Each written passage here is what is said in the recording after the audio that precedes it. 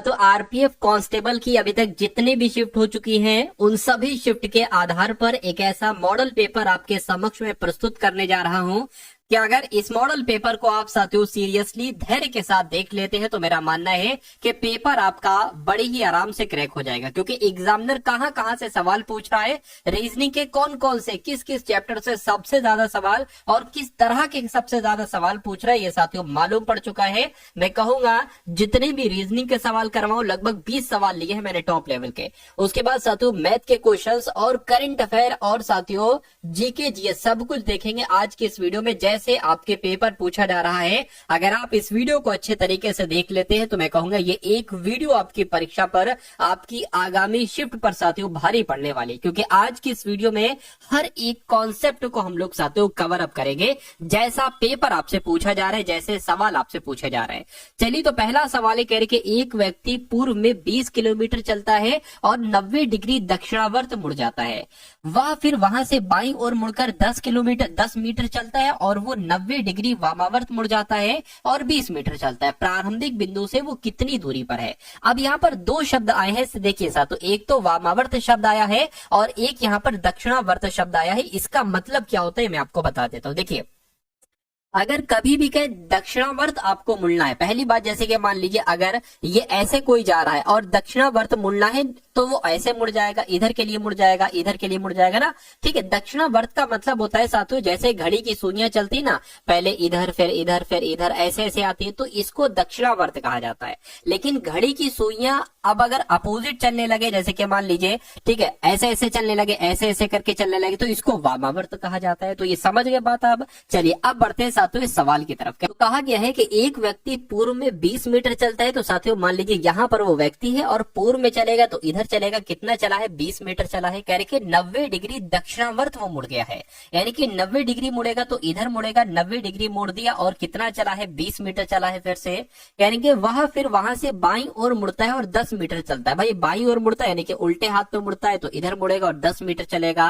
कह रहे कि वहां 90 डिग्री वामावर्त मुड़ता है और 20 मीटर चलता है। तो यहां से वामावर्त मुड़ेगा तो साथियों इधर के लिए मुड़ेगा और 20 मीटर चलेगा, 20 मीटर चला दिया। यानी कि वह प्रारंभिक बिंदु से वह कितनी दूरी पर स्थित है। प्रारंभिक बिंदु उसकी ये है, यानी कि यहां से लेकर ये दूरी कितनी होगी, तो ये दूरी साथियों 20 हो जाएगी और ये दूरी कितनी हो जाएगी 10 हो जाएगी, तो कुल मिला के 30 मीटर की दूरी पर है।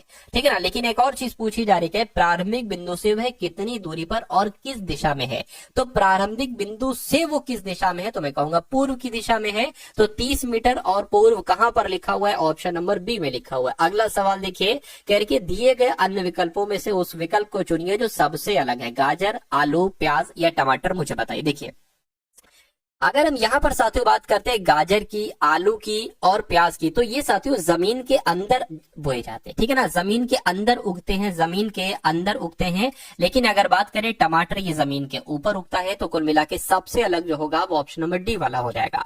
अब ये सवाल देखिए साथियों, आरपीएफ कांस्टेबल में कथन और तर्क वाले बहुत सारे सवाल पूछे जा रहे हैं। वो आपका चेक करना चाहते हैं कि आपका माइंड किस लेवल तक विकसित हो चुका है, क्या आप निर्णय ले सकते हो, एक सही निर्णय ले सकते हो या नहीं ले सकते हो। चलिए तो कथन में कहा गया है कि क्या सरकार को सभी सार्वजनिक स्थलों और कार्यस्थलों पर सीसीटीवी लगाना अनिवार्य कर देना चाहिए। मतलब जो भी साथियों सार्वजनिक स्थल है, जो कार्यस्थल है, वहां पर कैमरास वगैरह सीसीटीवी कैमरा लगाना कंपलसरी कर देना चाहिए। तो एक तो कहते हैं कि हाँ भैया कंपलसरी कर देना चाहिए। क्यों? क्योंकि इससे सार्वजनिक सुरक्षा के स्तर में वृद्धि होगी, यानी कि जो सुरक्षा है, सिक्योरिटी वो और बढ़ जाएगी। इंसान अपराध करते हुए डरेगा, अगर कर भी देता है तो वो पकड़ा जाएगा। तो ये बात तो बिल्कुल सही, अच्छा तर्क है। कह रहे कि नहीं भैया कैमरे वैमरे नहीं लगाना चाहिए। क्यों? क्योंकि निजता लोगों का अधिकार है और सीसीटीवी लगाना उसमें दखल अंदाजी होगा। भैया प्राइवेटनेस खत्म हो जाएगी, इनका ये कहना। ऐसा थोड़ी ना है भाई, सार्वजनिक स्थल पर लगाए जा रहे, किसी के रूम में थोड़ी ना लगाए जा रहे, तो ये तो गलत हो जाएगा। तो मैं कहूंगा तर्क एक मजबूत है। ऐसा कहां पर लिखा हुआ है, ऑप्शन नंबर ए में लिखा हुआ। अगला सवाल आपकी स्क्रीन पर है, कह रहे कि साथियों 216 है, उसके बाद 18 आ चुका है और उसके बाद 125 है, तो उससे यहाँ पर कौन सा नंबर बनेगा, ये आपसे कुल मिला के पूछा जा रहा है। बताइए। देखिए मुझे ऐसा लग रहा है कि भाई ये तो देखिए 6 का क्यूब होता है, ये जो 216 है ना, ये 6 का क्यूब है, और 125 है, ये 5 का क्यूब है। अच्छा, यहाँ पर 6 और 6 का क्यूब 3 लिखा है। अगर हम 6 की गुणा साथियों 3 से करा देते हैं तो 18 आ जाएगा। क्या अगर 5 की गुणा उसी प्रकार 3 से कराएं तो कितना आ जाएगा साथियों? देखिए, 5 की गुणा 3 से कराएंगे तो 15 आ जाएगा। अगर 15 ऑप्शन में, तो हमारा यही लॉजिक बिल्कुल सही। और मैं देख पा रहा हूँ 15 ऑप्शन नंबर बी वाले में, तो जिनका आंसर ऑप्शन नंबर बी के साथ है बिल्कुल करेक्ट है भाई, बहुत बढ़िया, वेरी गुड क्लास। अगला सवाल आपकी स्क्रीन पर कह रहे कि एक्स और वाई के पुत्र हैं। देखिए, आपकी एग्जाम की अगर बात करें ना, आरपीएफ कांस्टेबल, उसमें 35 सवाल साथियों आपसे पूछे जाएंगे। और अगर आप 35 सवालों में से 35 सवाल बिल्कुल सही करना चाहते हैं तो इस चैनल को साथियों सब्सक्राइब कर दीजिए, क्योंकि मैं आपको वो कला धीरे धीरे सिखा रहा हूं कि जिस कला के अंतर्गत साथियों 35 में से 35 सवाल बहुत आराम से किए जा सकते हैं। आपको सवालों को पढ़ना है और जैसा जैसा सवाल कहता जा रहा है वैसे वैसे करते जाना है, आप राइट आंसर तक साथियों खुद पहुंच जाओगे। चलिए, तो कह रहे कि के के पुत्र है। क्या साथियों? के का पुत्र है कौन? एक तो एक्स है, और कौन है? एक साथियों वाई है। कह रहे कि एस के पिता कौन है? एक्स है। तो एस के पिता कौन है? एक्स है, यानी कि एस के पिता कौन हो गए साथियों? ये एक्स हो गए, ठीक है। कह रहे कि वाई का एस से क्या संबंध, यानी कि एस क्या कहेगा वाई को? तो एस क्या कहेगा भैया? पिताजी के भाई हो आप, तो पिताजी के भाई को क्या कहा जाता है? चाचा कहा जाता है। तो चाचा कौन से ऑप्शन में लिखा हुआ है? ऑप्शन नंबर ए में लिखा हुआ है। अगला सवाल इसमें चेंज नहीं होगा, तो इसलिए इस कॉन्सेप्ट को साथियों आप बहुत अच्छे तरीके से याद रखेंगे, ठीक है ना। चलिए, अब बात करते हैं अगले नंबर के सवाल की। कह रहे कि FORMULA को URIQXIR लिखा जाता है, तो ब्रिटिश को साथियों क्या लिखा जा सकता है, मुझे बताइए। अब देखिए, यहाँ पर F 6 पर होता है, 6 से 21 हो गया, ऐसा कैसे? ओ से साथियों आर हो गया, घटा है, आर से साथियों आई हो गया, तो मुझे कुछ यहाँ पर लॉजिक समझ में नहीं आ रहा, एम से क्यों हो गया है। तो अगर हम साथियों एक काम करिए, इसको इस प्रकार से अगर लिख लें, जैसे कि FORMULA, अगर हम यहाँ पर इसको लिख लें और नीचे लिख लें ये URI, क्या? URI और साथियों Q और X और I और उसके बाद साथियों R। अब यहाँ पर हम लॉजिक देखने की कोशिश करें कि आखिर इसमें लॉजिक क्या लगा है। देखिए, एफ होता है 6 पर, आई होता है 9 पर, यानी कि 3 बड़ा है। ओ होता है 15 पर, आर होता है 18 पर, यहां पर भी 3 बड़ा है। आर होता है 18 पर, यू होता है 21 पर, 3 बड़ा है, यानी कि सब में 3 प्लस किया जा रहा है। क्या इसमें भी? एम 13 पर होता है, और अच्छा, ये एम से यहाँ पर क्यू हो जाएगा, बिल्कुल। क्यू एम होता है 13 पर, क्यू होता है साथियों, ठीक है, 17 पर, तो यहाँ पर तो भाई +4 बड़ा है, ठीक है, कोई दिक्कत नहीं है। अच्छा, यू 21 पर होता है, आर कितना पर होता है? आर 18 पर होता है, यहाँ पर 3 माइनस किया गया है। एल 12 पर होता है, आई 9 पर होता है, 3 माइनस किया गया है। ए 1 पर होता है, एक्स आपका 24 पर होता है, 3 माइनस किया गया। तो ये लॉजिक समझ में आया आपकी ना? अगर समझ में आया तो बहुत अच्छी बात है। यानी कि पहले शुरू के 3 में 3 प्लस करना है, जैसे कि यहाँ पर आई है, आई 9 पर होता है, 12 आ जाएगा, यानी कि एल आ जाएगा। आर 18 पर होता है साथियों, यहाँ पर यू आ जाएगा। ई 2 पर होता है, यहाँ पर साथियों ये आ जाएगा। अब इसमें जो है ना वो 4 प्लस होगा, यानी कि टी 20 पर होता है, 24 पर क्या होता है साथियों? एक्स होता है, ठीक है। अब यहाँ पर 3 घटेगा, एच 8 पर होता है, 5 आ जाएगा, यानी कि साथियों ई आ जाएगा, ठीक है। यहाँ पर अगर बात करें 3 घटेगा, एस 19 पर होता है, 3 घटेगा 16, यानी कि पी आ जाएगा। और आई 3 घटेगा तो साथियों क्या आ जाएगा? एफ आ जाएगा। तो कुल मिला के ये कहां पर लिखा हुआ है, जरा देख कर मुझे बताइए कि साथियों LUV और XEPF, ऐसा ऑप्शन नंबर सी में लिखा हुआ है। तो जिनका आंसर ऑप्शन नंबर सी के साथ है, मैं कहूंगा आंसर आपका बिल्कुल करेक्ट हो जाएगा। अब अगला सवाल देखिए आपकी स्क्रीन पर है। कह रहे कि एक महिला ने एक व्यक्ति से परिचय कराते हुए कहा कि इनकी पौत्री, यानी कि उस व्यक्ति की पौत्री, यानी कि पोती कह लो, पोती मेरे भाई की माँ है, तो उस व्यक्ति का महिला से क्या संबंध होगा? महिला क्या कहेगी उस व्यक्ति को, बताइए। देखिए, मान लेते हैं जिन महिला की अगर बात चल रही है तो वो महिला साथियों ये हो जाएंगी। अब कहा क्या जा रहा है? कहा यह जा रहा है कि वो महिला कहती है, व्यक्ति से परिचय कराते हुए कहती है कि इनकी पौत्री, किनकी? उस व्यक्ति की। मान लीजिए वो व्यक्ति ये हो गया। इन व्यक्ति की पौत्री का मतलब पता है क्या? देखिए, इन व्यक्ति की पौत्री का मतलब यह है कि इनका कोई पुत्र होगा, इनका कोई पुत्र होगा, और इस पुत्र की कोई पुत्री होगी, इस पुत्र की कोई पुत्री होगी, तभी तो हो पाएगा भाई। इस व्यक्ति की साथियों क्या? इस व्यक्ति की पुत्री, पौत्री हो गई, ठीक है ना। महिला कहती कि इस व्यक्ति की पौत्री ये हो गई, पौत्री ये हो गई, ठीक है। उसके बाद कह रहे हैं कि इनकी पौत्री, ठीक है, इनकी पौत्री मेरे भाई की माँ है। अच्छा, मेरे भाई की माँ है या कह लो मेरी माँ है, बात तो एक ही है, तो ये इनकी माँ है। ये माँ है, ये बेटी है, कुल मिला के उस व्यक्ति का उस महिला से क्या संबंध होगा, वो महिला क्या कहेगी। देखिए ये मम्मी हो गई, मम्मी के पिताजी को नाना कहा जाएगा, यानी कि ये नाना हो गए, और फिर ये कौन हो गए, ये सतयुग परनाना हो गए। तो कुल मिला के कहीं पर क्या परनाना ऑप्शन में है, बिल्कुल ऑप्शन में है, ऑप्शन नंबर डी वाले में है। तो आंसर अगर आपका है ऑप्शन नंबर डी के साथ तो बिल्कुल करेक्ट हो जाएगा, ठीक है ना। चलिए अब उसके बाद देखिए अगला सवाल। देखिए साथियों हम लोग कुछ नहीं छोड़ेंगे, जैसा आरपीएफ में कंटेंट आपसे पूछा जा रहा है सब कुछ कवर अप करेंगे, लेकिन आपको सिर्फ और सिर्फ धैर्य की जरूरत है। अगर आप साथियों धैर्य बनाकर इस वीडियो को अंत तक देख लेते हैं, यानी कि इस वीडियो के हर एक सवाल को देख लेते हैं, तो मेरा मानना है कि आपकी तैयारी तगड़ी हो जाएगी, और जब तैयारी तगड़ी हो जाती है तो कोई दिक्कत कोई परेशानी आपको महसूस नहीं होती है, ठीक है ना। तो अगर बात करें कुछ नारियल तेल होते हैं, ठीक है, कुछ नारियल तेल होते हैं, तो मान लेते हैं साथियों ये आपके क्या हो गए, ये आपके नारियल हो गए, और कुछ नारियल तेल हो गए या कुछ नारियल तेल हो गए, ठीक है। यहाँ पर तो एक ही दे रखा है भाई साहब। अच्छा अच्छा, देख देख मैं आपको बतला देता हूँ, ठीक। ये निष्कर्ष एक है, ये निष्कर्ष दो है, ये सारे के सारे क्या हो जाएंगे, ये सारे के सारे कथन हैं, ये सारे के सारे कथन है, यहाँ पर निष्कर्ष नहीं लिखा। तो पहला कथन है कुछ नारियल तेल है, कुछ नारियल तेल हो गए, कुछ तेल कवि है। तो मान लीजिए ये कुछ तेल क्या हो गए, कुछ तेल साथियों कवि हो गए, और कह रहे कुछ कवि पत्रिकाएं हैं, कुछ कवि क्या हो गए, कुछ कवि पत्रिकाएं हो जाए। अब निष्कर्ष को पढ़िए, पहला निष्कर्ष, दूसरा पर निष्कर्ष, कौन सा निष्कर्ष है ये बताइए। कह रहे कुछ कवि तेल होते हैं, कुछ कवि तेल होते हैं, बिल्कुल इतने कवि जो है ना वो तेल होते हैं, ये बात बिल्कुल सही है। कुछ नारियल कवि होते हैं, कुछ नारियल कवि होते हैं। भाई साहब नारियल ये है, कवि ये है, तो कैसे कुछ नारियल कवि हो सकते हो। तो मैं कहूंगा केवल निष्कर्ष एक अनुसरण करता है, ऐसा कहां पर लिखा हुआ है, ऐसा आपका ऑप्शन नंबर डी में लिखा हुआ है। उसके बाद देखिए नंबर सीरीज का सवाल है। नंबर सीरीज के सवाल भी साथियों 2 से 3 आपसे पूछे जा रहे हैं। कह रहे कि 7 है, उसके बाद 19 है, उसके बाद 31 है, उसके बाद 51 है, उसके बाद 71 है। तो यहाँ पर अगला नंबर साथियों कौन सा हो सकता है, देखकर मुझे बता दीजिए। देखिए अगर 7 से 19 पर जाए तो मैं कहूंगा 12 बढ़ा दीजिए। 19 से 31 पर जाए, यहाँ पर भी साथियों 12 बढ़ा दीजिए। 31 से 51 हो गया यानी कि 20 बढ़ा है। 51 से 71 हो गया यानी कि 20 बढ़ा है। तो अब साथियों 12 12 फिर 20 20, तो यहाँ पर क्या आ सकता है, जितना यहाँ पर उछाल मारा है ना उतना ही यहाँ पर उछाल मारेगा।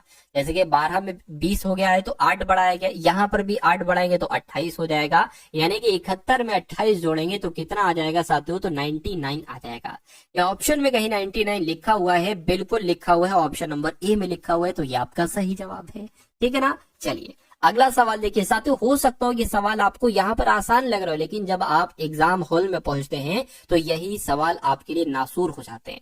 मतलब इन्हीं सवालों को करना आपके लिए बहुत मुश्किल हो जाता है। तो कब ये सवाल आपको आसान लगेंगे एग्जाम हॉल में, जब आप इन्हीं सवालों की बहुत ज्यादा बार बार प्रैक्टिस करें, टारगेट सिलेक्शन से प्रैक्टिस करेंगे, तो लॉजिक भी आपको बहुत आसानी से समझ में आएगा और सारा काम हो जाएगा। तो आप सिर्फ साथियों प्रैक्टिस करते रहिए, पेपर तो आराम से निकल जाएगा, ठीक है ना। चलिए साथियों काबिल बनिए, कामयाबी तो झक मार के पीछे आएगी। तो प्रैक्टिस करिए, सिलेक्शन तो बहुत आराम से हो जाए, कोई दिक्कत नहीं। अब यहाँ पर कहा जा रहा है कि एक टैक्सी चालक है, ये सुबह सूर्य की दिशा की ओर टैक्सी चलाता है। अब देखिए यहाँ पर हिंट दिया गया है कि भैया सुबह का समय है और ये सूर्य की तरफ चला रहा है। तो मैं कहूंगा ये जाहिर सी बात है ये पूर्व की तरफ जा रहा होगा, क्योंकि सुबह में सूर्य किस तरफ होता है, पूर्व की तरफ होता है।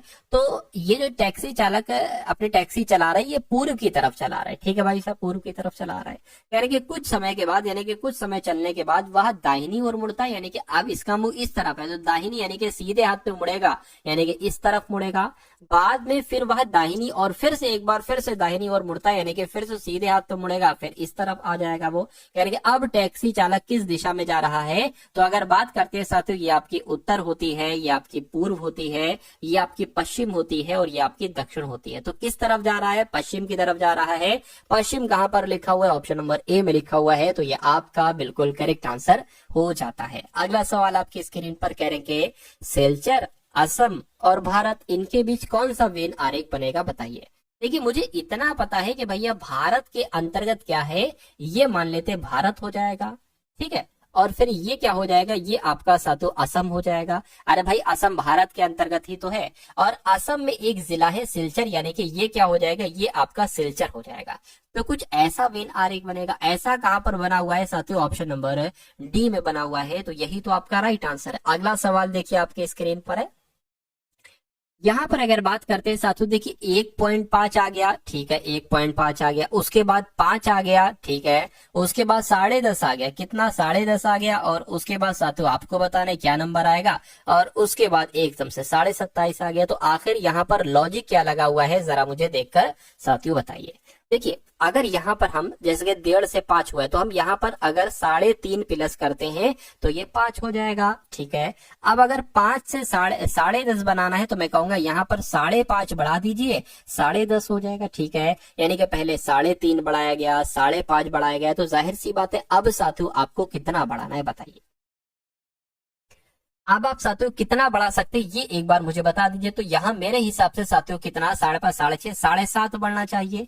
तो 7.5 अगर हम यहाँ पर बढ़ाते हैं तो ये कितना हो जाएगा साथियों, एक तरीके से बताइए।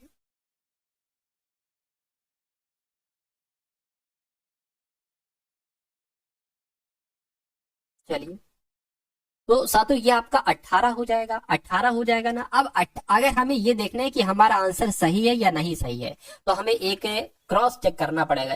पहले 3.5 बढ़ाया, फिर 5.5, फिर 7.5, अब कितना साथियों बढ़ जाएगा, 9.5 बढ़ेगा। तो अगर 18 में 9.5 जोड़ोगे और अगर 27.5 आता है तो ये आंसर हमारा बिल्कुल सही है। और बिल्कुल साथियों 18 और 9 27 हो जाएगा, और 0.5 तो 0.5 बिल्कुल साथियों, यानी कि 18 हमारा बिल्कुल सही जवाब हो जाएगा, और जिनका आंसर ऑप्शन नंबर डी तो बिल्कुल करेक्ट है। अगला देखिए आपकी स्क्रीन पर, कहने के क्यू सी का बेटा है। अभी साथियों हम लोग यहाँ पर मैथ भी देखेंगे, रीजनिंग भी देखेंगे, रीजनिंग तो चल रही है, मैथ भी देखेंगे, जीके देखेंगे और करंट अफेयर देखेंगे, ठीक है ना।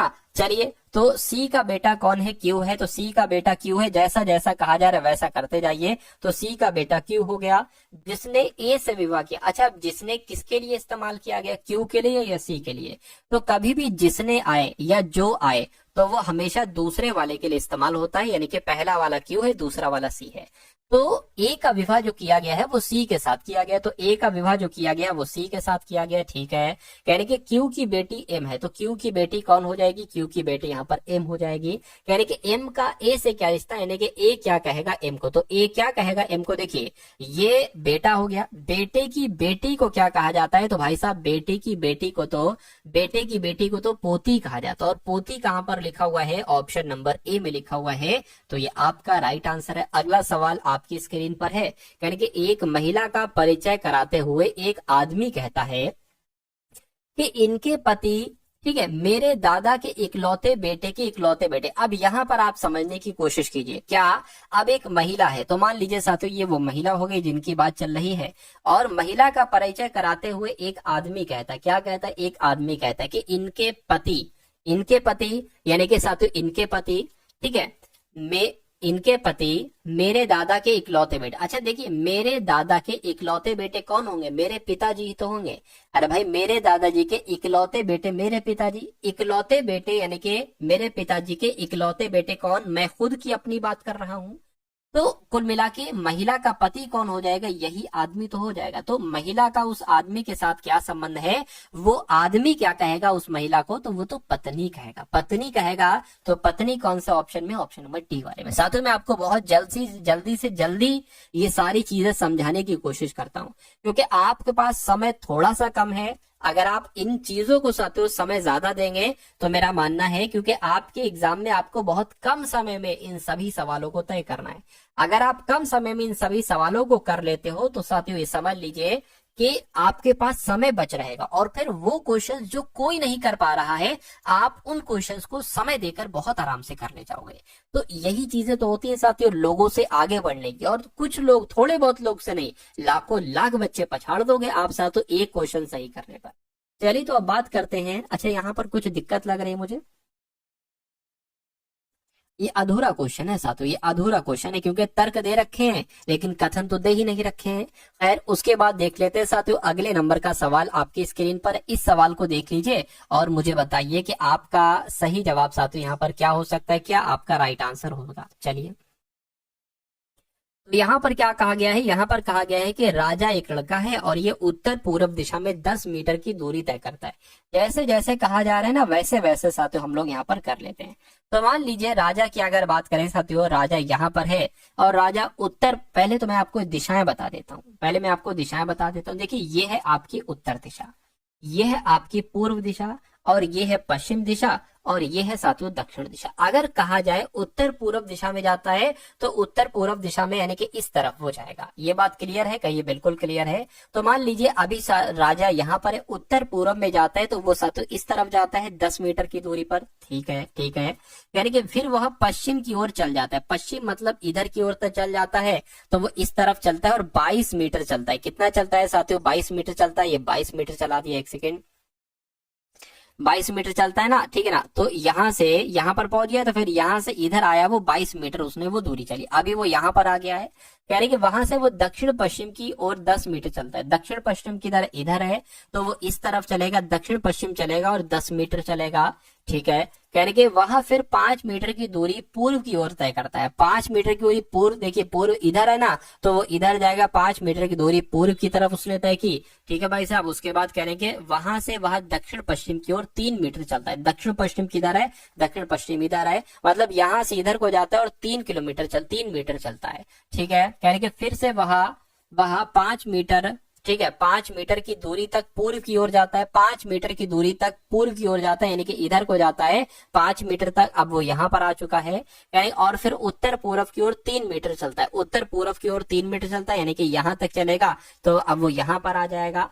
यानी कि और उस स्थान पर रुकता है, वह अपने प्रारंभिक स्थान से कितनी दूरी पर है। प्रारंभिक स्थान उसका ये था, अभी वो यहाँ पर है, यानी कि ये दूरी कितनी होगी कुल मिला के, ये आपसे पूछी जा रही है, मुझे बताइए। देखिए अगर ये दूरी पूरी 22 है तो कहीं ना कहीं यहां से लेकर यहां तक भी दूरी 22 होगी। अच्छा 22 में ये 5 है और ये कितना है? 5 है, यानी कि साथियों 22 में से अगर 10, 5 + 5 10 दूरी तय कर लेता है तो कितनी दूरी बचती है साथियों? 12 मीटर की दूरी बचती है।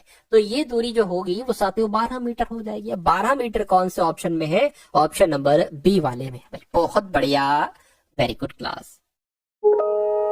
उसके बाद देखिए साथियों अगले नंबर का सवाल आपकी स्क्रीन पर आ चुका है। कहा जा रहा है कि कथन है और यहाँ पर निष्कर्ष है। कथन के अकॉर्डिंग आपको बताना है साथियों कि कौन सा निष्कर्ष यहाँ पर सही हो सकता है। साथियों आपके एग्जाम में जिन जिन चैप्टर से ज्यादा सवाल पूछे जा रहे हैं उन चैप्टर्स को खास तौर से साथियों यहाँ पर कवर किया गया है। अब कथन में कहा जा रहा है साथियों कि हर गीत संगीत है, तो हर गीत संगीत है, तो मान लीजिए साथियों ये आपका संगीत हो गया, ये आपका क्या हो गया? ये संगीत हो गया, ठीक है ना, ये संगीत हो गया, और हर गीत संगीत है तो ये आपका गीत हो गया। ये गीत, सभी गीत जो हो गए ना वो संगीत हो जाएंगे, और कह के कोई भी ध्वनि संगीत नहीं है, ठीक है ना, कोई भी ध्वनि जो है वो संगीत नहीं है। तो मैं कह सकता हूं साथियों कि मान लीजिए साथियों ये क्या हो गई? ये ध्वनि हो गई, ठीक है ना, और कोई भी, ठीक है, कोई भी ध्वनि संगीत नहीं, कोई भी ध्वनि संगीत नहीं है तो कोई भी गीत ध्वनि नहीं हो सकता। अब यहाँ पर अगर साथियों बात करें कि कुछ गीत ध्वनि है, कुछ गीत ध्वनि कैसे हो सकते हैं भाई? जब कोई संगीत ध्वनि नहीं हो सकता, कोई ध्वनि संगीत नहीं हो सकती, तो कोई गीत ध्वनि कैसे हो सकता है? गलत हो जाएगा। कोई भी ध्वनि गीत है, कोई भी ध्वनि गीत है, कोई भी ध्वनि गीत है, कैसे हो जाएगा भाई? कुछ गीत ध्वनि है, कह रहे कि कोई भी ध्वनि गीत है, दोनों ही गलत हो जाएंगे, यानी कि ना तो निष्कर्ष 1 ना ही निष्कर्ष 2 अनुसरण करता है। अगला सवाल आपकी स्क्रीन पर, अब ये बहुत शानदार सवाल है। ये साथियों इस सवाल का जवाब वही दे सकता है जो थोड़ा सा दिमाग उसका थोड़ा तेज होगा, ठीक है, थोड़ा सा एफर्ट डालेगा, सिर्फ एफर्ट का काम है और थोड़ा सा दिमाग लगाने की जरूरत है। ठीक, आप राइट आंसर तक बिना कुछ आसानी से पहुंच जाएंगे, बिना पेन उठाए। देखिए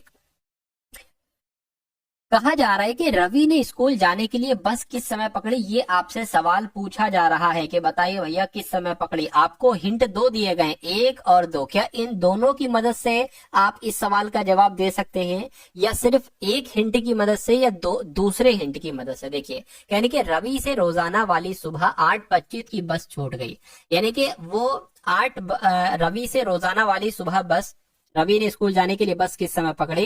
कहने के वो बस छूट गई जो 8:25 पर आती थी, ठीक है, और हर 10 मिनट पर बस आती है। ठीक है, तो इससे तो नहीं आप बता पाए कि भैया रवि ने स्कूल जाने के लिए बस किस समय पकड़ी थी। यानी कि रवि सुबह 8:55 की बस नहीं पकड़ पाया, यहां पर भी वो नहीं पकड़ पाए, यहां पर भी कह रहे हैं कि नहीं हमें बस किस समय पकड़ी ये भी नहीं बता रहा है दूसरा वाला। उसके बाद भी कोई बस नहीं पकड़ पाया, तो भाई दोनों को मिलाकर या किसी एक से या किसी दूसरे से या दोनों को मिलाकर सवाल का जवाब आप नहीं दे सकते। तो ये बात कहां पर लिखी हुई ये जरा देखिए। अकेले कथन एक में दी गई जानकारी से प्रश्न का उत्तर देने के लिए पर्याप्त है, नहीं। दोनों कथन एक और दो में दी गई जानकारी कुल मिलाकर इस प्रश्न के लिए पर्याप्त नहीं है। तो ये आपका जवाब हो जाएगा और यही आपका राइट आंसर हो जाएगा। अगला सवाल देखिए। तो अब साथियों यहाँ पर आपके सामने मैथ के क्वेश्चन शुरू हो चुके हैं, तो अपना दिमाग साथियों खोल लीजिए अच्छे तरीके से। जो जंग लगा हुआ है आपके दिमाग में उसको साथियों दूर कर दीजिए। दूर तभी होगा जब आप इन सवालों को करने की कोशिश करेंगे। अब कहा गया है कि एक दूध वाला 20% का लाभ कमाता है। अगर वह दूध की मूल मात्रा में 10% पानी मिलाता है तो उसके लाभ का प्रतिशत क्या होगा। अब इंसान सोच में पड़ जाएगा कि ये बात तो समझ में आ गई कि दूध वाला 20% का प्रॉफिट लेता है, लेकिन मूल मात्रा में अगर वो 10% पानी मिलाता है। अब देखिए इस सवाल को एक ट्रिक की मदद से आप कैसे कर सकते हैं। कभी भी अगर ऐसा सवाल आ जाए कि 20% का लाभ हुआ है, ठीक है, अब देखिए दूध में वो 10% पानी मिलाता है तो कहीं ना कहीं वो 10% और लाभ लेता है। ठीक है, पहले उसने 20% लाभ लिया नॉर्मल सा, फिर उसने 10% पानी मिलाया तो 10% उसने और लाभ लिया, तो कहने कि उसका कुल लाभ कितना हो जाएगा। तो वही सूत्र लगा दीजिए, x plus y plus x into y upon 100। यानी कि ये पहला लाभ, ये दूसरा लाभ, ये पहला लाभ, ये दूसरा लाभ। तो पहला लाभ 20 है, 20 प्लस दूसरा लाभ 10 है, 10 प्लस 20 गुणा 10 और अपॉन कितना हो जाएगा 100 हो जाएगा। जीरो से साथ दोनों जीरो कैंसिल हो जाएंगे, ये 30 हो जाएगा, 30 और ये क्या हो जाएगा 2, यानी कि कुल मिला के उसको 32% का प्रॉफिट होगा। ऐसा कहां पर लिखा हुआ है, ऐसा आपका ऑप्शन नंबर डी में लिखा हुआ है। अगला सवाल आपकी स्क्रीन पर देखिए। अगर ये सवाल साथियों आपसे पूछ लिया जाए तो आप इस सवाल को कैसे करेंगे, पहले मैं इसको आपको सही तरीके से लिखकर समझाता हूँ। देखिए ये 1/1 गुणा 2 है, तो 1/1 गुणा 2 ये लिख दिया मैंने, ठीक है, फिर प्लस लगा हुआ है, फिर 1/2 गुणा 3 लिखा हुआ है, ठीक है, फिर प्लस लगा हुआ है, फिर 1/3 गुणा 4 लिखा हुआ है, फिर प्लस लगा हुआ है, और ऐसे ये क्रम चलता रहता है। ठीक है, और फिर अंतिम नंबर जो आते हैं वो 1/49 गुणा 50 आ जाते हैं। तो आपको इसको सॉल्व करना है कि आखिर साथियों ये कैसे हो सकता है, मुझे बताइए। चलिए भाई, कैसे हो सकता है साथियों मुझे बताइए। अब अच्छा, यहाँ पर एक चीज मैं आपको बता देता हूँ। कभी भी अगर आप अपने सवाल में ये चीज देखना, क्या चीज, कि भाई 1/1 गुणा 2 प्लस 2 गुणा 3 फिर 3 गुणा 4, मतलब सीरियल वाइज नंबर है। 1 गुणा 2, 2 गुणा 3, 3 गुणा 4, फिर ऐसे ही 4 गुणा 5, फिर 5 गुणा 6, फिर 49 गुणा 50, ऐसे नंबर हो तो आप इसको पता क्या करते हैं साथियों, ये मैं आपको यहाँ पर बता देता हूँ। आप यहाँ पर साथियों लिखेंगे 1, क्या लिखेंगे साथियों, यहाँ पर 1 लिखेंगे। और अगर साथियों बात करते हैं यहाँ पर आपका क्या आ जाएगा, दोनों को घटा देंगे। जैसे कि ये 1/1 लिखा हुआ है तो 1 लिख लिया। अब यहाँ पर -1/2 आ जाएगा, ये चीज आपने इस फॉर्म में लिखी। अब इसको जरा समझिए, जैसे कि 1 है ना, तो 1/2 आएगा, -1/3 आएगा। यही यही ये जो चीज हमने इसमें की है, 1/2 आएगा, -1/3 आएगा, ये चीज कंप्लीट हो गई। अब प्लस लगाए तो प्लस लिख दीजिए। ऐसे ये 1/3 तो 1/3, -1/4 तो -1/4 आ जाएगा। ऐसे ये सब चलता रहेगा। उसी प्रकार 1/49, 1/49 -1/50, आप इसको इस प्रकार से लिखोगे। और जब आप इसको इस प्रकार से लिख लोगे तो आपके लिए सवाल साथियों ये बहुत आसान हो जाए। कैसे, देखिए माइनस का 1/2 है, प्लस का 1/2 है, तो इस माइनस के प्लस कैंसिल हो जाएगा। 1/3 से प्लस का 1/3 कैंसिल हो जाएगा। उसी प्रकार माइनस का 1/4 है, यहाँ पर प्लस का 1/4 होगा, कैंसिल हो जाएगा। और यही चीज कैंसिल होते होते यहाँ पर ये भी कैंसिल हो जाएगी, लेकिन फिर ये कैंसिल नहीं हो, क्यों, क्योंकि ये तो इकलौती चीज है। ठीक है, तो अब बचा क्या आपके पास, ये तो 1 बचा, 1 -1/50 बचा। तो इसको आप सॉल्व कर लो, आपका आंसर आ जाएगा 50 एकम 50, और 50 में से 1 जाएगा, 49/50 यहाँ पर आपका आ जाएगा। ठीक है ना। अब इसको साथों आप लोग भाग कर लीजिए, तो पॉइंट लगाएंगे, 0 आप बढ़ा देंगे, इस 0 से ये 0 कैंसिल हो जाएगा, 5 × 45 हो जाएगा, 4 बचेगा, पॉइंट लगाए 0 5 48, यानी कि 0.98 आपका आंसर आ जाएगा। और 0.98 कहां पर लिखा हुआ है, ऑप्शन नंबर ए में लिखा हुआ है। तो ये क्या है साथियों, यही तो आपका आंसर है। अगला देखिए। अगले सवाल की अगर बात करें करें कि एक समकोण प्रिज्म जिसकी पार्श्व पृष्ठ का क्षेत्रफल 143 वर्ग सेंटीमीटर है, ठीक है, और तल की परिधि 13 सेंटीमीटर है, तो उसकी ऊंचाई बताइए। देखिए एक सूत्र होता है प्रिज्म का, यहाँ पर लिखा हुआ है प्रिज्म, ठीक है, प्रिज्म का पार्श्व पृष्ठीय क्षेत्रफल, प्रिज्म का पार्श्व पृष्ठ का क्षेत्रफल का एक सूत्र होता है पार्श्व, ठीक है, पार्श्व पृष्ठीय क्षेत्रफल। इसकी अगर बात करें तो इसका सूत्र जो होता है वो आधार का परिमाप होता है। क्या? आधार का परिमाप, आधार का परिमाप गुणा ऊंचाई। क्या साथियों? आधार का परिमाप गुणा ऊंचाई हो जाएगा। अच्छा, आधार का परिमाप कितना, एक तरीके से अगर बात करें 13 दे रखा है, तो आधार का परिमाप 13 दे रखा है और इसका क्षेत्रफल तो 143 दे रखा है, और गुणा ऊंचाई आपका ये आ जाएगा, और ऊंचाई ही यहाँ पर आपसे पूछी जा रही है। देखिए ऊंचाई याद कीजिए, तो ये 13 से हिसाब तो यहाँ पर आ जाएगा 143 बटे 13 आ गया, और ये ऊंचाई आपको यहाँ पर ज्ञात करना है, ठीक है ना। तो 13 एकम 13, 13 एकम 13, 13 एकम 13, तो ऊंचाई कितनी आ गई साथियों? 11 आ गई, यानी कि 11 सेंटीमीटर आपकी ऊंचाई आ जाएगी, और यही आपका राइट आंसर हो जाता है। अब उसके बाद देखिए साथियों अगला सवाल है, कह रहे कि एक थैले में 305 रुपए की राशि है और 4:5:7 के अनुपात में 25 पैसे, 10 पैसे, 50 पैसे के सिक्के हैं। यानी कि साथियों जो 25 पैसे के सिक्के हैं अगर वो 4 हैं, और 10 पैसे के सिक्के 5 है, और 50 पैसे के सिक्के 7 है, इसका मतलब ये है। तो साथियों प्रत्येक प्रकार के सिक्कों की संख्या का आपको पता लगाना है। यहाँ पर साथियों ये सवाल बहुत शानदार है, इस कॉन्सेप्ट को देखिएगा, और इस कॉन्सेप्ट पर आधारित एक सवाल आपसे कुल मिला के पूछा जाएगा।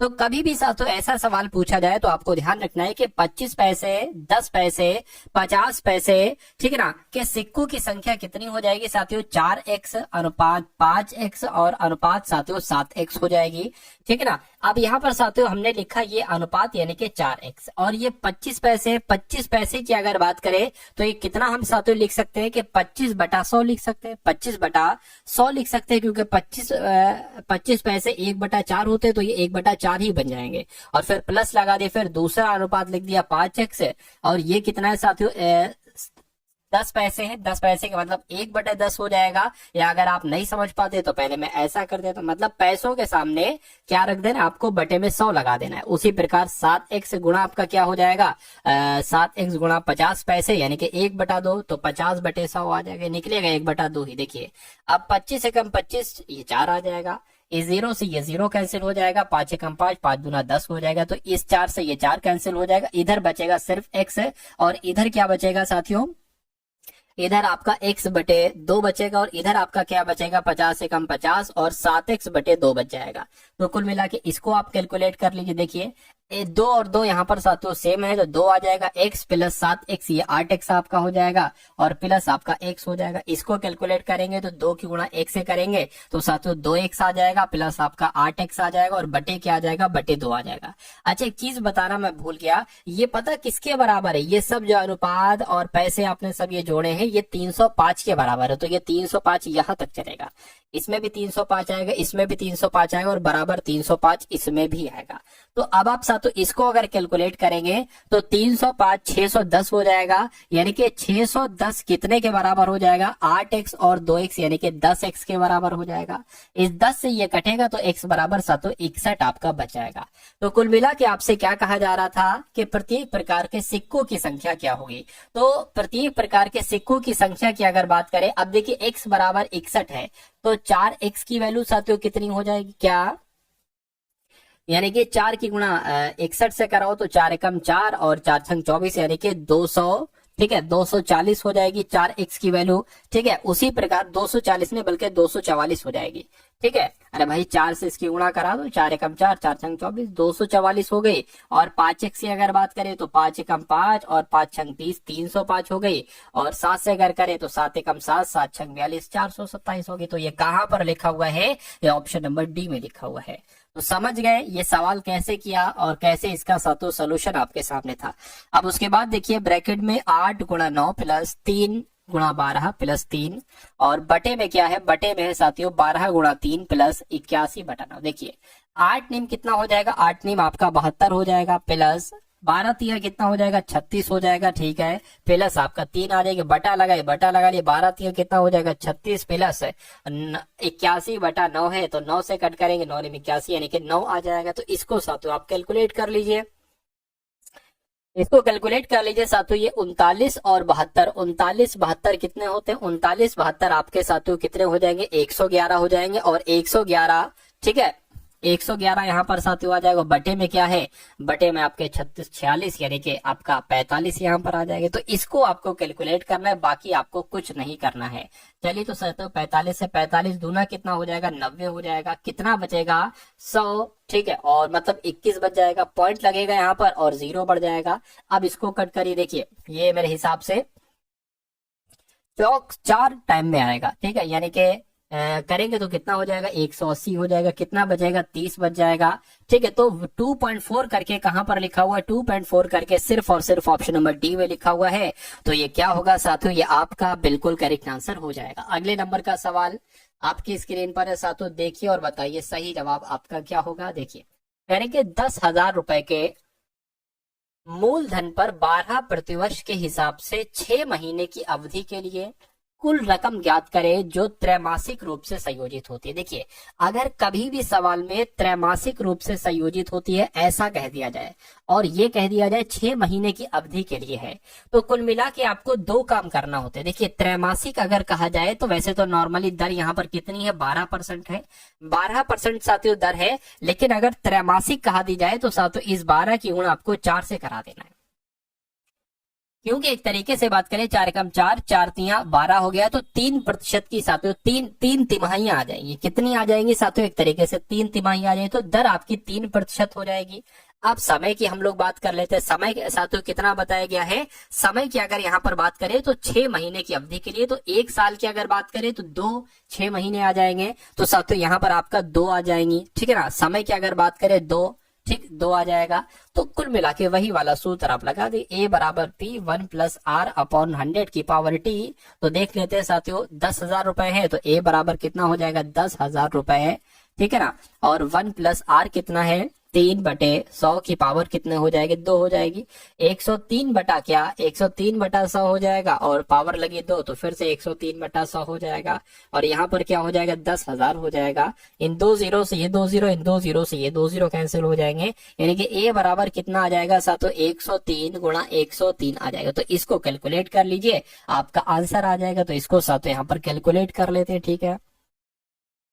103 की गुणा 103 से करके 3 3 9 हो गया, 0 आ गया, 3 एकम 3 आ गया, ठीक है, 0 0 और 0 आ गया, ठीक है। उसी प्रकार 3 0 1 आ गया, इसको जोड़ लीजिए, 9 आ जाएगा, 0 आ जाएगा, 6 आ जाएगा, 0 आ जाएगा, 1, यानी कि साथियों 10,000 क्या, 10,609 आपका आंसर आ जाएगा। तो 10,609 कौन से ऑप्शन में है साथियों, ऑप्शन नंबर बी वाले में। तो जिनका आंसर यहाँ पर ऑप्शन नंबर बी के साथ है, मैं कहूंगा आंसर आपका बिल्कुल करेक्ट हो जाएगा। भाई बहुत बढ़िया, वेरी गुड क्लास। साथियों बस 1-2 सवाल और बाकी हैं, उसके बाद हम लोग जीके के क्वेश्चंस को यहाँ पर देख लेंगे, ठीक है। तो यहाँ पर कहा गया है कि वैगई एक्सप्रेस की तुलना में वृंदावन एक्सप्रेस है, ठीक है, 40 मिनट, क्या साथियों ये कुछ नहीं है वोल्ट, 40 मिनट तेजी से पी और क्यू स्टेशन के बीच की दूरी तय करती है। यानी कि स्टेशन है मान लीजिए ये और ये, यानी कि पी स्टेशन ये हो जाएगा, क्यू स्टेशन ये हो जाएगा। तो जो वैगई एक्सप्रेस है, वैगई एक्सप्रेस की तुलना में जो वृंदावन एक्सप्रेस है ना, ये 40 मिनट तेजी से इसकी दूरी तय कर लेती है, ये कहा गया है। कह रहे कि दूरी का पता लगाइए, दूरी इन दोनों के बीच कितनी है। और अगर वृंदावन एक्सप्रेस की औसत रफ्तार, ठीक है, वृंदावन की अगर बात करें तो वृंदावन की स्पीड जो है वो 80 किलोमीटर प्रति घंटा है। और वैगई एक्सप्रेस की चाल कितनी है साथियों, अगर बात करें वैगई की, क्या अगर वैगई की स्पीड की यहाँ पर अगर बात करें तो 30 किलोमीटर प्रति घंटा इसकी चाल है। तो दूरी आपसे पूछी जा रही है, क्या पूछी जा रही है, दूरी आपसे पूछी जा रही है। मान लीजिए दूरी हम क्या मान लेते हैं, दूरी हम साथियों यहाँ पर डी मान लेते हैं, ठीक है, दूरी हम डी मान लेते हैं। तो दोनों के बीच एक तरीके से समय कितना दे रखा है, ठीक है, समय अंतर कितना दे रखा है, 40 का दे रखा है समय अंतर, ठीक है। इसको अगर घंटे में बदलोगे तो साथियों 40/60 हो जाएगी, घंटे में आ जाएगा, ठीक है। इतनी बात क्लियर है। देखिए ये समय आपको ज्ञात है, ये मान लीजिए दूरी हो जाएगी और ये चाल हो जाएगी, ये साथियों वैगई की चाल हो जाएगी, ये समय आ गया एक तरीके से। और ये दूसरे की दूरी हो जाएगी, यहाँ पर 80 आ जाएगा, ये वृंदावन का समय हो जाएगा। तो दोनों समय को घटाओगे तो 40 मिनट आएगा, यानी कि घंटे में 40/60 आएगा। ये बात क्लियर है। अब इसको साथियों आप कैलकुलेट कर लीजिए, 80D और 30D, ठीक है। और नीचे क्या आ जाएगा, 8 कमा 8 16 8 3 24, यानी कि 2400 नीचे आ जाएगा। ऊपर क्या आ जाएगा, 80D माइनस 30D यहाँ पर आ जाएगा। और ये 4/6 आ जाएगा, 0 0 कैंसिल कर लेंगे। अब यहाँ पर थोड़ा सा अगर हम साथियों जगह मांगे तो इसको हमें ऊपर कर देना होगा। यहाँ पर थोड़ी सी जगह मिल गई। अब देखिए ये 80D में से 30D जाएगा तो कितना बचेगा साथियों, 50D बच जाएगा। बिल्कुल 50D और बराबर की अगर बात करें तो साथियों 4 गुणा 2400, 4 गुणा 2400 और बटे में 6 आ जाएगा। 6 कम 6, 6 चौक 24, 400 आ गया।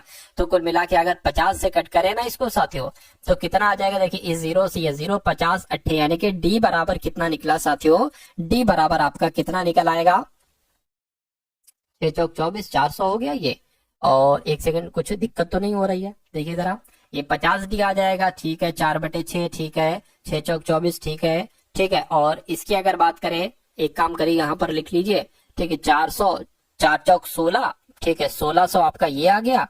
और 50 इधर आ जाएगा, 0 से 0 कैंसिल होगा, 5 तिया 15 हो जाएगा। और 5 तिया 15 हो जाएगा, 5 दूना 10 हो जाएगा। तो डी बराबर साथियों 32 आया। तो कुल मिला के डी हमें ज्ञात करना थी, यानी कि इसकी दूरी कितने किलोमीटर होगी, 32 किलोमीटर की दूरी होगी। ये कुछ नहीं था, इधर कुछ नहीं, ठीक है। 32 किलोमीटर कहां पर लिखा हुआ है साथियों, ऑप्शन नंबर डी में लिखा हुआ है, डी नहीं बल्कि सी में लिखा हुआ है। तो जिनका भी आंसर ऑप्शन नंबर सी के साथ है उन सभी का आंसर सही है। अगला सवाल और लास्ट सवाल, इसके बाद हम लोग साथियों देख लेंगे, क्वेश्चंस देख लेंगे, बहुत इंपॉर्टेंट, ठीक है ना। चलिए,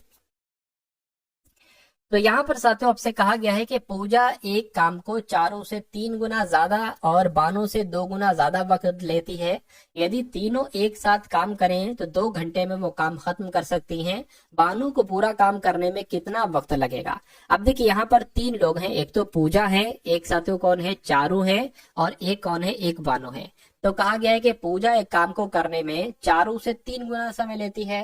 पूजा एक काम को चारों से 3 गुना ज्यादा और बानों से 2 गुना ज्यादा वक्त में करती है। तो अगर बात करें साथियों, मान लीजिए बानो अगर 3 मान लेते हैं, ठीक है, पूजा जो है वो बानों से 2 गुना करती है, तो साथियों 3 का 2 कितना हो जाएगा, 6 हो जाएगा। और कहा जा रहा है कि पूजा एक काम को करने में चारों से 3 गुना ज्यादा समय लेती है, तो चारों से 3 गुना यानी कि ये 2 होगा, तभी तो ये साथियों 3 गुना हो पाएगा, इसका 6 हो जाएगा। तो कुल मिला के ये चीज आपको मालूम पड़ गई, यानी कि आपको साथियों समय का अनुपात पता चल गया है कि ये तीनों लोग कितना कितना समय लेती है। अब अगर मैं आपसे पूछूं, अगर समय का आपको अनुपात पता चल गया और अगर आपको क्षमता का अनुपात निकालना है तो कैसे, जैसे कि मान लीजिए पूजा एक दिन में कितना काम करेगी, चारों एक दिन में कितना काम करेगी, और ये एक दिन में कितना काम करेंगी, ठीक है। चलिए कोई दिक्कत नहीं है, चलिए तो यहां पर अगर बात करें क्षमता का अनुपात निकाल लेते हैं, ठीक है। तो कहा जा रहा है कि यदि तीनों एक साथ काम करे तो 2 घंटे में वो काम खत्म करती है, तो बानो पूरा काम अकेले कितने दिन में करेगी, कितने वक्त में करेगी। तो हमें ये पता चल जाए कि बानो एक दिन में कितना काम करती है, तभी तो हम क्षमता निकालने के बानो एक दिन में कितना काम करेगी। देखिए हमें सबसे पहले निकालना पड़ेगा इन संख्याओं का एलसीएम, 6 2 3 का एलसीएम निकालना पड़ेगा। 2 से करेंगे 3 आ जाएगा, 2 एकम 2 3 आ गया, और 3 आ जाएगा, यानी कि 6 इनका एलसीएम हो जाएगा। अब आपको पता क्या करना है साथियों, अब आपको एक तरीके से ये जो लिखा हुआ है ना 1/6 और 1/6 कर लो, 1/2 कर लो, 1/3 कर लो, और इन सब की 6 से गुणा करा दो, इन सब की 6 से गुणा करा दो, इन सब की 6 से गुणा करा दो। ये अनुपात जो निकलेगा वो साथियों क्षमता का ही अनुपात यहाँ पर निकल आएगा। ये चीज आपको ध्यान रखना है। देखिए तो 6 से 6 का कैंसिल करोगे 1 आ जाएगा, यानी कि पूजा एक दिन में 1 काम करती है। यहाँ पर 3 आ जाएगा, 2 3 6, चारों एक दिन में 3 काम करती है, 3 दूना 6, बानो एक दिन में 2 काम करती है, ठीक है। तो अगर साथियों 2 घंटे में वो काम खत्म कर, अगर तीनों लोग एक साथ काम करते हैं तो 2 घंटे में वो काम खत्म हो जाता है। अच्छा तीनों लोग एक साथ कितना काम करते हैं, तो 1 और 3 4 5 6, यानी कि 1 घंटे में ये 6 काम करते हैं तीनों लोग मिलकर, और 2 घंटे में काम खत्म हो रहा है, यानी कि टोटल 6 दूना 12 काम है। कितना काम है, टोटल 12 काम है। तो अगर ये 12 काम इससे करवाया जाए, बानों से करवाया जाए जो 1 घंटे में 2 काम करती है, तो ये साथियों 6 घंटे में ये काम निपटा देगी। तो 6 घंटे में काम निपटा देगी। 6 घंटे कहां पर लिखा हुआ है, ऑप्शन नंबर सी में लिखा हुआ है भाई, बहुत बढ़िया, वेरी गुड क्लास। अब उसके बाद साथियों यहाँ पर हम लोग करंट अफेयर के क्वेश्चंस देख ले रहे हैं। तो इन सभी सवालों को साथियों आप बहुत ध्यान से देखिएगा, क्योंकि ये करंट अफेयर के सवाल आपके पेपर में साथियों छपने वाले हैं। चलिए, तो कह रहे हैं कि यूएस हाउस ऑफ रिप्रेजेंटेटिव के स्पीकर कौन बने हैं? तो साथियों कौन बने हैं? माइक जॉनसन इनका नाम है और ये यूएस हाउस ऑफ रिप्रेजेंटेटिव के स्पीकर बने हैं। अगला सवाल देखिए, कह रहे हैं कि कौन 2023 में दुनिया का छठा सबसे बड़ा कपड़ा और परिधान निर्यातक देश बना है? तो साथियों अपना देश भारत बना है, आंसर आपका बी हो जाएगा। उसके बाद देखिए, कह रहे कि हाल ही में द्वीप विकास एजेंसी की 7वीं बैठक की, देखिए अभी हाल फिलहाल में कुछ दिन पहले ही द्वीप विकास एजेंसी यानी कि आइसलैंड डेवलपमेंट एजेंसी की 7वीं बैठक हुई है। इसकी अध्यक्षता किसके द्वारा की गई है? तो इसकी अध्यक्षता साथियों अमित शाह के द्वारा की गई है, ये आपको याद रखना है। अगला सवाल देखिए आपके स्क्रीन पर है, करके कौन सी बैंक हर घर लखपति योजना लॉन्च करेगी? तो कौन सी बैंक की योजना शुरू करने वाली? स्टेट बैंक ऑफ इंडिया ये योजना लॉन्च करने वाली है, हर घर लखपति योजना। उसके बाद देखिए अगला सवाल करके किस राज्य सरकार ने सावित्री बाई फुले की जयंती को महिला शिक्षक दिवस के रूप में मनाया है? तो यहाँ पर आपका जवाब जो होगा वो तेलंगाना हो जाएगा, यानी कि तेलंगाना राज्य ने सावित्री बाई फुले की जयंती को महिला शिक्षक दिवस के रूप में मनाया है। उसके बाद देखिए करके किस राज्य में हाथियों की संख्या बढ़कर 5828 हो गई है? तो किस राज्य की बात चल रही है साथियों? असम की बात चल रही है, क्योंकि असम में अब हाथियों की संख्या कितनी हो गई है? 5828 हो गई है, ये आपको ध्यान रखना है। उसके बाद देखिए अगला सवाल कह रहे डॉक्टर राजगोपाल चिदम्बरम का निधन हुआ है अभी हाल फिलहाल में साथियों, ठीक है, अभी हाल फिलहाल में लगभग 2 महीने पहले ही डॉक्टर राजगोपाल चिदम्बरम का निधन हुआ था। वो कौन थे? वो एक परमाणु वैज्ञानिक थे। कौन थे साथियों? वो एक परमाणु वैज्ञानिक थे। उसके बाद देखिए कह रहे कि जारी यूनिसेफ की रिपोर्ट के अनुसार किस देश के 90 लाख बच्चे मानव निर्मित और प्राकृतिक अपराधों के कारण स्कूल नहीं जा पा रहे हैं? तो ये किस देश की बात चल रही है साथियों? इथियोपिया की बात चल रही है। यानी कि अभी जो यूनिसेफ की रिपोर्ट आई है उसके अकॉर्डिंग इथियोपिया देश के 90 लाख बच्चे मानव निर्मित और प्राकृतिक आपदाओं की वजह से स्कूल नहीं जा पा रहे हैं। उसके बाद देखिए कह रहे कि केंद्रीय कपड़ा मंत्री गिरिराज सिंह ने किस राज्य में भारतीय हथकरघा प्रौद्योगिकी संस्थान के नवनिर्मित भवन का उद्घाटन किया है? तो ये साथियों इन्होंने पश्चिम बंगाल में किया है। केंद्रीय कपड़ा मंत्री हैं ये गिरिराज सिंह ने, इन्होंने पश्चिम बंगाल में ही भारतीय हथकरघा प्रौद्योगिकी संस्थान का उद्घाटन किया है। अब उसके बाद देखिए कह रहे कि संयुक्त राष्ट्र सुरक्षा परिषद में अस्थायी सदस्य के रूप में साथियों कौन सा देश शामिल हुआ है? तो कौन सा देश शामिल हुआ है? पाकिस्तान देश शामिल हुआ है। आंसर आपका जो जाएगा वो ऑप्शन नंबर बी हो जाएगा। अगला सवाल आपकी स्क्रीन पर कह रहे कि किसे उत्तर प्रदेश अधीनस्थ सेवा चयन आयोग यानी कि यूपी SSSC का अध्यक्ष नियुक्त किया गया? तो ये क्वेश्चन साथियों इंपॉर्टेंट है, आपके एग्जाम में आएगा। आपके ध्यान रखना है कि डॉक्टर सत्यनारायण सावत की अगर बात करते हैं तो डॉक्टर सत्यनारायण सावत ही यूपी SSSC आयोग के अध्यक्ष बन चुके हैं। नेक्स्ट नंबर का सवाल देखिए कह रहे कि एसोचैम का महासचिव किसे नियुक्त किया गया है? ये भी इंपॉर्टेंट क्वेश्चन है। तो मनीष सिंघल का नाम आप लोग को याद रखना चाहिए, क्योंकि एसोचैम के महासचिव कौन नियुक्त किए गए हैं साथियों? मनीष सिंघल किए गए हैं। उसके बाद देखिए अगला सवाल कह रहे हैं कि किसने राजस्थान के कोटा में सुपोषित मां अभियान के 3रे चरण का शुभारंभ किया है? तो साथियों ओम बिड़ला ने ही राजस्थान के कोटा में सुपोषित मां अभियान के 3रे चरण का शुभारंभ किया है, ओम बिड़ला ने। उसके बाद देखिए प्रधानमंत्री मोदी ने कहा ग्रामीण भारत महोत्सव 2025 का उद्घाटन किया है? तो अगर बात करते हैं साथियों यहाँ पर तो नई दिल्ली में किया गया है नरेंद्र मोदी के द्वारा, यानी कि नरेंद्र मोदी के द्वारा ही साथियों ग्रामीण भारत महोत्सव 2025 का उद्घाटन जो किया गया है वो नई दिल्ली में ही किया गया है। उसके बाद देखिए कह रहे कि ICMR राष्ट्रीय पोषण संस्थान की नई प्रमुख कौन बनी है? तो अभी हाल फिलहाल में भारती कुलकर्णी जो है ना ये राष्ट्रीय पोषण संस्थान की नई प्रमुख बनी है। उसके बाद देखिए अगला सवाल आपकी स्क्रीन पर है, कह रहे कि तेंजिंग यांकी किस राज्य की पहली महिला IPS अधिकारी बनी है? तो अरुणाचल प्रदेश की साथियों IPS अधिकारी कौन बनी है? तेंजिंग यांकी बनी है। ठीक है ना, ये सभी के सभी सवाल साथियों आप लोग याद रखेंगे, ठीक है। और जिस PDF के बारे में मैंने आपको बताया था वो भी आप लोग जरूर ले लीजिएगा। खैर अब इन सवालों को देख लीजिए साथियों, 8-10 सवाल और बचे हैं करंट अफेयर के इंपॉर्टेंट, इनको भी आप लोग देख लीजिए।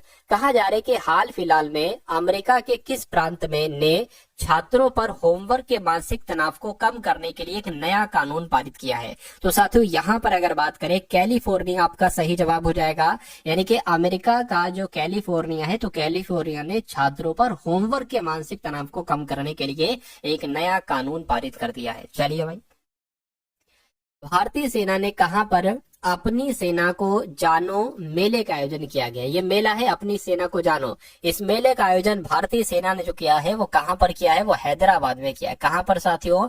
वो हैदराबाद में किया है। उसके बाद देखिए 8वां कौतिक अंतरराष्ट्रीय फिल्म महोत्सव ये कहां पर शुरू हुआ है? तो इसकी अगर बात करें ये साथियों नैनीताल में शुरू हुआ है। कहां पर शुरू हुआ है? कौतिक अंतरराष्ट्रीय फिल्म महोत्सव साथियों नैनीताल में शुरू हुआ है। उसके बाद देखिए 31वीं राष्ट्रीय बाल विज्ञान कांग्रेस ये कहां पर शुरू हुई है? तो इसकी अगर बात करें ये साथियों भोपाल में शुरू हुई है। क्या? 31वीं राष्ट्रीय बाल विज्ञान कांग्रेस कहां पर शुरू हुई है? भोपाल में शुरू हुई है। अगले नंबर का सवाल आप लोग देखिए, कह रहे वन पारिस्थितिकी तंत्र को हरित सकल घरेलू उत्पाद से जोड़ने वाला पहला राज्य साथियों कौन सा है बताइए। तो उस राज्य की अगर बात करें तो छत्तीसगढ़ है साथियों। वन पारिस्थितिकी तंत्र को हरित सकल घरेलू उत्पाद से जोड़ने वाला पहला राज्य छत्तीसगढ़ बन चुका है। उसके बाद देखिए कहा जा रहा है कि प्रवासी भारतीय दिवस समारोह का 18वां संस्करण ये कहां पर आयोजित किया गया है? तो साथियों ये कहां पर आयोजित किया जाएगा? ये भुवनेश्वर में आयोजित किया जाएगा। आंसर आपका ऑप्शन नंबर बी हो जाएगा। उसके बाद देखिए ब्लिंकिट ने किस शहर में 10 मिनट में एम्बुलेंस सेवा शुरू की है? तो ये गुरुग्राम में शुरू की गई है ब्लिंकिट के द्वारा। ब्लिंकिट ने गुरुग्राम में 10 मिनट में एम्बुलेंस सेवा शुरू की है। ये आप सभी लोगों को साथियों मालूम होना चाहिए। अगला सवाल देखिए। चलिए भाई सवाल की अगर बात करें, के रिपोर्ट के अनुसार एक हाल फिलहाल में जारी रिपोर्ट के अनुसार भारत में 2024 में वाहनों की खुदरा बिक्री में कितने प्रतिशत की वृद्धि हुई है? तो साथियों कितने प्रतिशत की वृद्धि हुई है ये आपसे यहाँ पर पूछा जा रहा है। तो 9% की वृद्धि हुई है। ये भी इंपॉर्टेंट क्वेश्चन है, आप लोगों को याद रखना चाहिए। अगला देखिए, यानी कि आरिफ मोहम्मद खान ने किस राज्य के 42वें राज्यपाल के रूप में शपथ ली है? तो जो आरिफ मोहम्मद खान है ये साथियों बिहार के राज्यपाल बन चुके, 42वें राज्यपाल बन चुके हैं आरिफ मोहम्मद खान। ठीक है। उसके बाद देखिए कह रहे कि उत्तर प्रदेश का प्रमुख गृह सचिव किसे नियुक्त किया गया है? तो उत्तर प्रदेश का प्रमुख गृह सचिव साथियों संजय प्रसाद को नियुक्त किया गया। किसको? संजय प्रसाद को नियुक्त किया गया। उसके बाद देखिए कह रहे कि भारत ने किस देश के साथ सीमा पर 9 किलोमीटर से अधिक की बाड़ लगाने का काम पूरा कर लिया है? तो अगर बात करें साथियों म्यांमार आपका यहाँ पर सही जवाब हो जाएगा। उसके बाद देखिए साथियों अगले नंबर का सवाल आपके स्क्रीन पर आ चुका है। इस सवाल को अगर बात करें तो हाल ही में देश का पहला census of coastal and weather words आयोजित किया गया। तो ये साथियों ये कहां पर आयोजित किया गया है आपसे पूछा जा रहा है। तो ये जामनगर में आयोजित किया गया। क्या? देश का पहला census of coastal and weather birds से कहां पर आयोजित किया गया है? तो जामनगर में आयोजित किया गया। वित्त मंत्रालय ने कितने देशों की डिजिटल प्लेटों पर एंटी डंपिंग ड्यूटी लगाई है? तो साथियों 5 यहाँ पर आपका सही जवाब हो जाएगा। इनके 5 देशों की डिजिटल प्लेटों पर एंटी डंपिंग ड्यूटी लगाई है। अगला देखिए कह रहे कि अजय कुमार भल्ला ने किस राज्य के राज्यपाल के रूप में शपथ ली है बताइए। तो ये साथियों मणिपुर के राज्यपाल बने, यानी कि अजय कुमार भल्ला कहाँ के राज्यपाल बने हैं साथियों? ये मणिपुर के राज्यपाल बने हैं। उसके बाद देखिए अगला सवाल आपकी स्क्रीन पर कह रहे कि पियरे सिल्वन फिली ऑजेट का निधन हुआ है, वो कौन है? तो ये एक संस्कृत के विद्वान है। कौन है साथियों? ये एक संस्कृत के विद्वान है, ये भी आपको याद रखना है। कह रहे कि डीआरडीओ की स्थापना दिवस कब मनाई जाती है? तो ये 1 जनवरी को डीआरडीओ अपना स्थापना दिवस मनाता है, डिफेंस रिसर्च डेवलपमेंट ऑर्गेनाइजेशन। उसके बाद देखिए कह रहे कि कहाँ के वैज्ञानिकों ने गन्ने के रस का पाउडर तैयार किया है? तो कहाँ के वैज्ञानिकों ने साथियों? कोयम्बटूर के वैज्ञानिकों ने। तो कोयम्बटूर के वैज्ञानिकों ने गन्ने का रस का पाउडर साथियों तैयार किया है। ये भी आपको ध्यान रखना है और ये इंपॉर्टेंट क्वेश्चन आपके लिए है। उसके बाद देखिए अगला सवाल आपके स्क्रीन पर है। कह रहे कि भोपाल गैस त्रासदी के 40 वर्ष बाद जहरीले कचरे को कहां पहुंचाया गया है? तो जो उसका जहरीला कचरा था साथियों वो कहां पहुंचाया गया है ये आपसे पूछा जा रहा है। तो आप लोग को ध्यान रखना है साथियों यहाँ पर के धार में पहुंचाया गया। एक जगह है जिसका नाम है धार, वहां पर साथियों भोपाल गैस त्रासदी के 40 वर्ष पूरे होने के बाद जहरीले कचरे को साथियों पहुंचा दिया गया है। अगला देखिए कह रहे कि किस राज्य के वन विभाग ने महाभारत पर आधारित एक उद्यान विकसित किया है? तो यहाँ पर अगर बात करें साथियों उत्तराखंड आपका सही जवाब हो जाएगा। यानी कि उत्तराखंड राज्य के वन विभाग ने महाभारत पर आधारित एक उद्यान विकसित किया है। उसके बाद देखिए किस देश में साइबर हमले के कारण वेबसाइट्स की सेवा बाधित कर दी गई है? वेबसाइट की एक तरीके से कहीं ना कहीं बैन लग गया है। तो ये आपसे अगर सवाल पूछ लिया जाए तो जापान आपको बता देना है। तो जापान देश में साइबर हमले की वजह से वेबसाइट्स की सेवा बाधित कर दी गई है। अगला सवाल कह रहे कि अरुण राय का निधन हुआ है अभी हाल फिलहाल में, तो